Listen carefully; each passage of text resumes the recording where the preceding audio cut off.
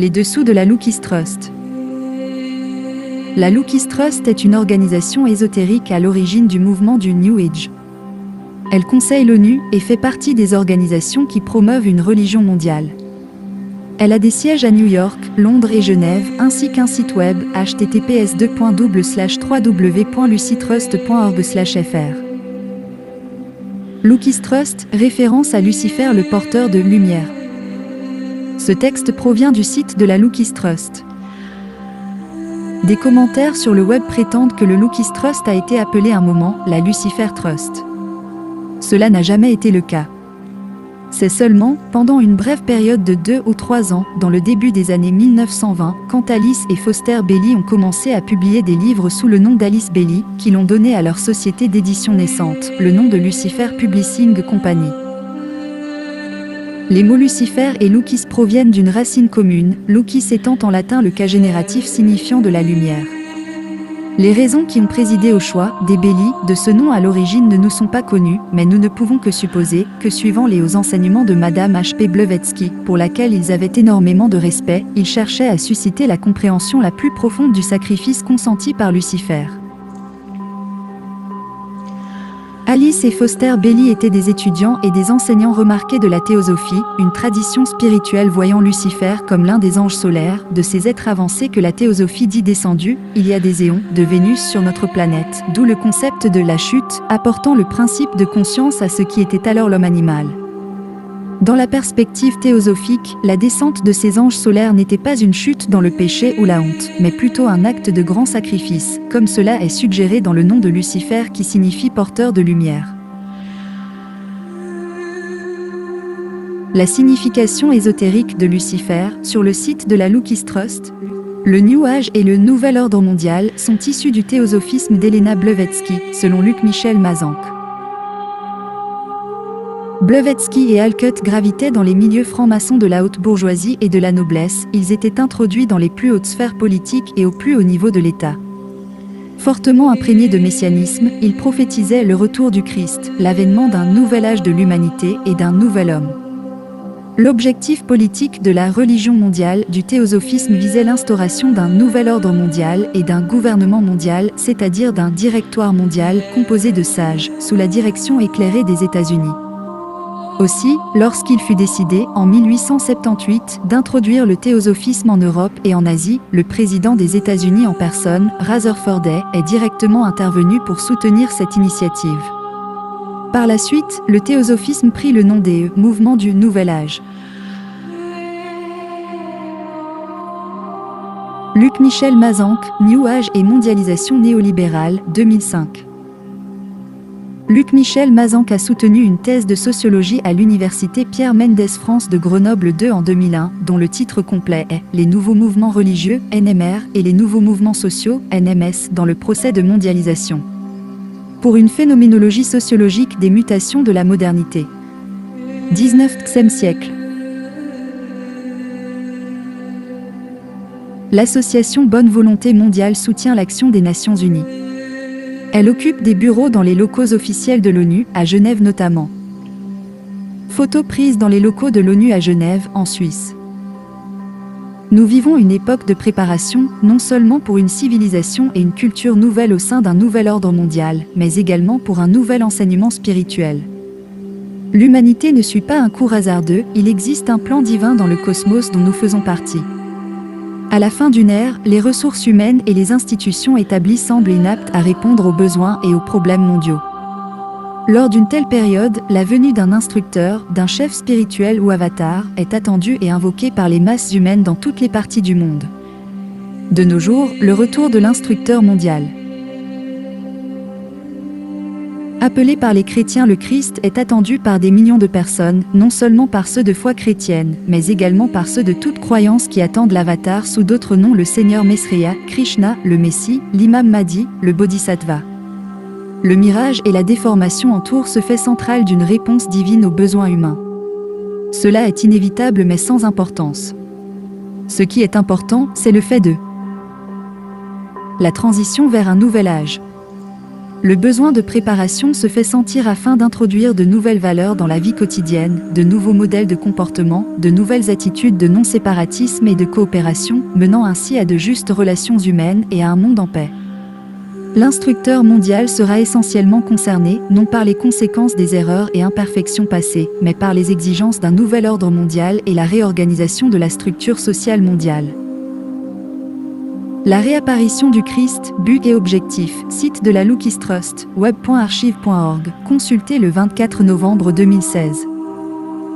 L'expression « Nouvel ordre mondial » a été supprimée dans les versions plus récentes du site officiel de la Loukis Trust, semble-t-il.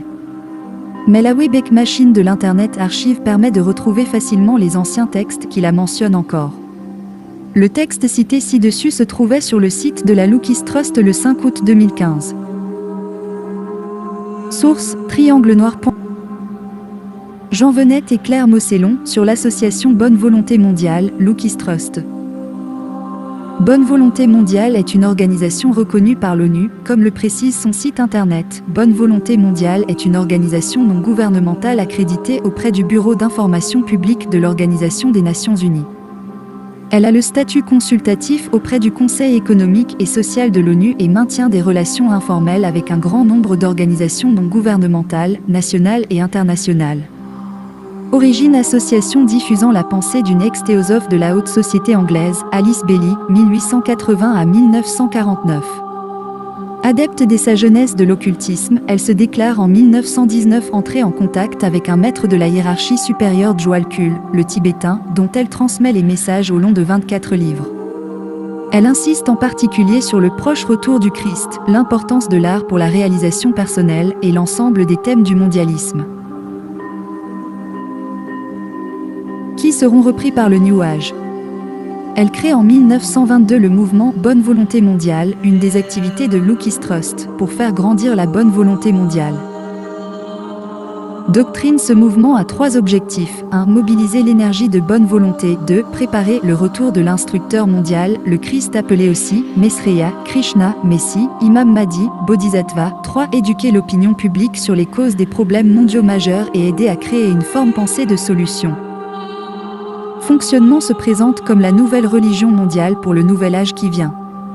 Organiser en groupe les unités de service et en réseau des triangles, 3 personnes s'unissant en prière chaque jour, récitant la grande invocation, prière tenue en particulière faveur dans le monde libéral américain et que récitait en particulier Madame Roosevelt, épouse du président.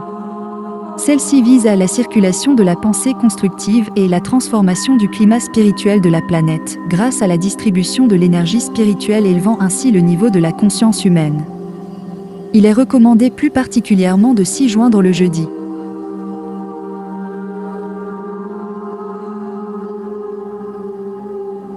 École Arcane pratique la méditation occulte et vise également à implanter une nouvelle religion mondiale en s'essayant à entrer en communication avec les êtres spirituels, spécialement en période de pleine lune, Full Moon Meditation Groups. 3 fêtes, Pâques, Christ vivant et ressuscité, Wesak, fête du Bouddha et la fête de la bonne volonté, de l'esprit de l'humanité qui aspire à Dieu. Centre à Genève, diffusion mondiale. Confère. Jean Venette, Le Nouvel Âge, Paris, Teki. Jean Venette et Claire Mossellon, Dictionnaire des groupes religieux aujourd'hui, PUF, 1995. Source, trianglenoir.info. Michel Lacroix, sur l'utopie messianique de la bonne volonté mondiale, Loukis Trust.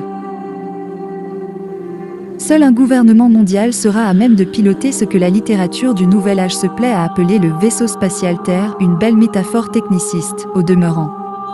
Ces idées sont partagées, notons-le, par un grand nombre de leaders de sectes. Leur projet est un directoire mondial des affaires planétaires, qui serait assuré par les personnalités et les sectes parvenues au degré de conscience le plus élevé. On retrouve quelque chose d'identique chez Walt Godwill, Bonne Volonté Mondiale, qui formule un programme combinant l'idée d'un gouvernement mondial avec l'annonce d'un proche retour du Christ sur la Terre. L'unification politique du globe sous la houlette du messianisme religieux. Pour faire face aux problèmes de notre temps, le Nouvel Âge rêve d'une aristocratie spirituelle dans le style de la République de Platon, d'un magistère de société secrète, d'une synarchie planétaire. Michel Lacroix, L'idéologie du New Age, Flammarion, 1996. L'idée de Béli, défendue également par un ésotériste français, Paul Lecourt, mais seulement à partir de 1937, est que nous vivons la fin d'une ère zodiacale entamée peu avant la naissance de Jésus-Christ appelée ère du Poisson, et que cette ère a commencé en 1955, une lente mutation qui devrait se terminer en 2025. À cette date, nous serons entrés dans l'ère du Verseau. Comme chacune de ces ères vibre selon des énergies particulières, les périodes de transition sont des périodes de conflit, et, comme à chaque fin de cycle, ce serait par ailleurs le moment de rappeler aux hommes qu'ils s'égarent dans une société matérialiste. Le principe divin devrait donc nous envoyer sous peu un nouvel instructeur, comme il le fit lors de la venue de Zoroastre, Moïse ou Abraham, ce sera le retour du Christ.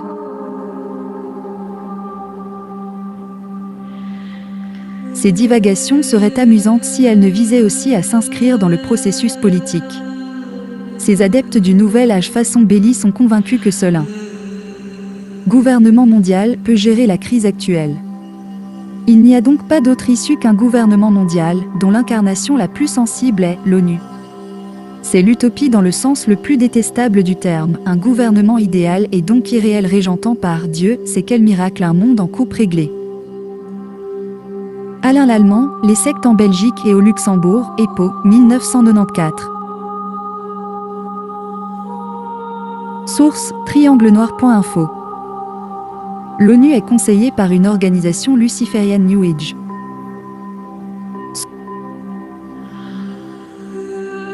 La Loukis Trust a créé la Bonne Volonté Mondiale en 1932, un mouvement mondial qui a officiellement 3 objectifs principaux, astérisque.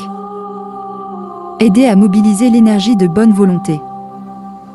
Coopérer dans le travail de préparation pour la réapparition de l'instructeur mondial. Éduquer l'opinion publique sur les causes des problèmes mondiaux majeurs et aider à créer une forme pensée de solution. On y apprend également que Bonne Volonté Mondiale est une organisation non gouvernementale accréditée auprès du Bureau d'information publique de l'Organisation des Nations Unies. Elle a le statut consultatif auprès du Conseil économique et social de l'ONU et maintient des relations informelles avec un grand nombre d'organisations non gouvernementales, nationales et internationales. Or, d'après l'ONU, le statut consultatif général concerne les ONG qui poursuivent des activités couvrant la plupart des domaines de l'ECOSOC, Conseil économique et social des Nations Unies. Ces ONG sont autorisées à soumettre au Conseil des communications écrites et des pétitions, et à proposer l'inscription de points à l'ordre du jour du Conseil et de ses organes subsidiaires. Cette organisation ésotérique luciférienne qui se cache sous des apparences d'ONG constitue donc bien une force de proposition au sein de l'ONU. Mais qu'est-ce qui a donc poussé l'ONU à accorder une accréditation à une telle ONG? La Loukis Trust œuvre pour un nouvel ordre mondial. Sous ces airs d'organisation uvérant pour la paix dans le monde se cachent en fait les mêmes objectifs recherchés par les mondialistes. Mais la pilule est toujours plus facile à avaler quand le tout est emballé de manière séduisante. Si on accepte ces propositions, elles apportent une nouvelle dimension à la réalité spirituelle ainsi qu'une perspective à longue portée par rapport à nos crises actuelles. Elles offrent l'opportunité d'une coopération avec l'évolution spirituelle de l'humanité et permettent d'augmenter la capacité de l'homme pour la liberté.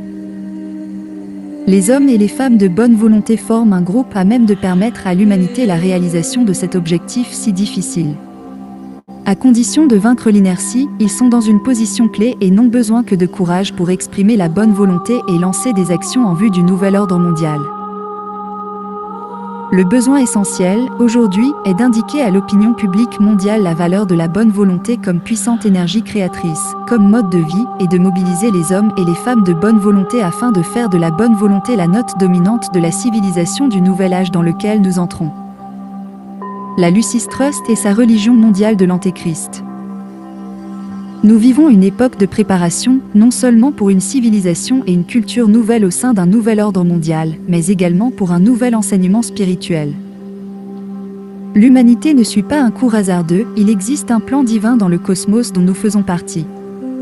À la fin d'une ère, les ressources humaines et les institutions établies semblent inaptes à répondre aux besoins et aux problèmes mondiaux.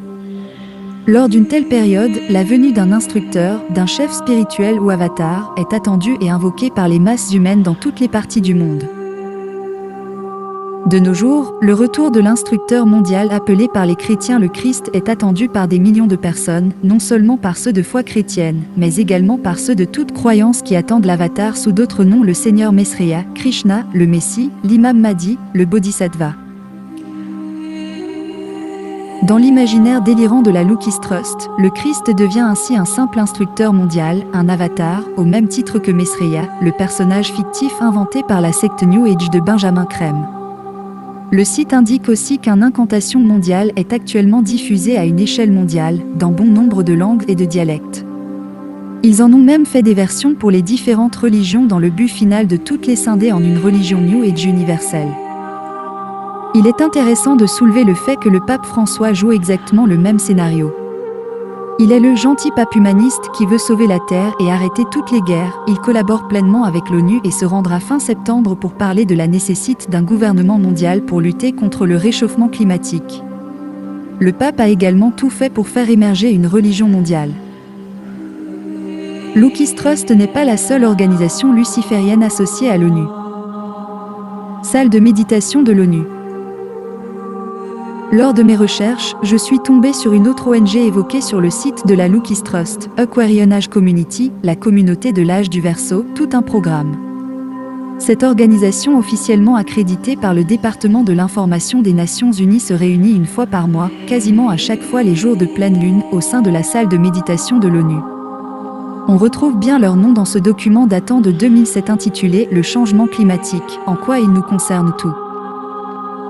Dans la section About the Aquarian Age Community, on trouve la déclaration suivante: sortez les violons. Nous vivons à une époque d'opportunités sans précédent. L'avènement des cycles plus ou moins grands du Verseau ont été attendus par la hiérarchie de lumière et d'amour, les maîtres de sagesse, les enseignants de l'humanité, depuis des millénaires indicibles.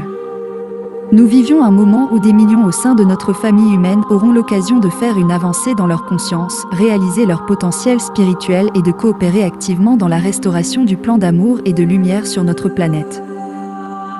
Ils poursuivent en décrivant leurs moyens d'arriver à leurs objectifs qui sont entre autres deux. Coopérer et collaborer avec la communauté mondiale qui prépare activement la voie à la réapparition de l'enseignant mondial, le véritable oin christique, celui du Verseau. Bien sûr, ils ne font absolument pas référence à Jésus-Christ, mais ont repris certains termes bibliques pour mieux tromper les gens dans leur nouvelle religion mondiale. Enfin, ils rappellent qu'ils se basent sur les théories douteuses de la société théosophique, en particulier les travaux d'Elena Blavatsky, qui publiait jadis une revue du nom de Lucifer, une de plus. Voilà donc avec quel genre d'organisation l'ONU collabore. En plus de rechercher un nouvel âge avec une nouvelle religion universelle qu'ils appellent eux-mêmes un nouvel ordre mondial, ils appuient pleinement la façade officielle de l'ONU pour parvenir à un gouvernement mondial, c'est-à-dire la menace du changement climatique, le développement durable et l'agenda 21. Gordon Brown nous demande un nouvel ordre mondial pour sauver la Terre, 2007. Voyons maintenant comment s'exprime l'ONU sur ces sujets dans un document datant de décembre 2004 et intitulé « La dignité pour tous d'ici à 2030, éliminer la pauvreté, transformer nos vies et protéger la planète ». Rapport de synthèse du secrétaire général sur le programme de développement durable pour elle après 2015. 157. Le monde d'aujourd'hui est un monde en difficulté, en proie à l'agitation et à l'instabilité et marqué par nombre de douloureux bouleversements politiques. L'érosion des valeurs communes, les changements climatiques, les inégalités croissantes, les pressions migratoires et les pandémies qui ne connaissent pas de frontières sont autant d'éléments qui pèsent lourdement sur nos sociétés. Qui plus est, la solidité des institutions nationales et internationales est actuellement mise à rude épreuve. Vu la nature et l'ampleur de ces redoutables problèmes, l'inaction et le statu quo sont hors de question. Si la communauté mondiale ne prend pas les rênes de l'action menée à l'échelle nationale et internationale en faveur des peuples du monde, la fragmentation, l'impunité et les conflits risquent de se renforcer, mettant en danger la planète elle-même et compromettant l'avènement d'un avenir placé sous le signe de la paix, du développement durable et du respect des droits de l'homme. En d'autres termes, notre génération a pour mission de transformer les sociétés dans lesquelles nous vivons. 158. En conséquence, l'année 2015 doit être marquée par une action d'envergure mondiale. Au cours de cette seule année, nous avons la possibilité et la responsabilité sans équivoque de faire du développement durable une réalité, de restructurer le système financier mondial en fonction de nos besoins et de relever enfin le défi pressant des changements climatiques dus à l'activité humaine. Jamais le monde n'a eu autant d'activités complexes à mener en une seule année. Il s'agit d'une occasion qui ne se représentera pas pour notre génération. 159, nous devons commencer à avancer résolument sur la voie d'un avenir durable où chacun puisse vivre dans la dignité. Notre objectif est la transformation. Nous devons transformer nos économies, notre environnement et nos sociétés. Nous devons abandonner nos vieilles mentalités, nos comportements dépassés et nos habitudes destructrices. Nous devons adhérer aux concepts essentiels et interdépendants que sont la dignité, la population, la prospérité, la planète, la justice et le partenariat. Nous devons renforcer la cohésion sociale et aspirer à la paix et à la stabilité internationale. Nous devons également privilégier, au niveau international, les solutions qui tiennent compte de l'intérêt national de chaque État membre. Vous pouvez lire la fin du document directement sur le site de l'ONU. Ils indiquent entre autres que 2015 doit être l'année la plus importante en matière de développement depuis la création de l'ONU elle-même. La raison évidente pour laquelle l'ONU collabore avec ces organisations est qu'elles œuvrent toutes dans le même but, un nouvel ordre mondial. Un autre point commun de toutes ces organisations est qu'elles nous présentent toujours une vitrine et des objectifs respectables, mais vu les racines occultistes de ce projet, cela ne risque pas de donner de bons fruits, on peut en être sûr.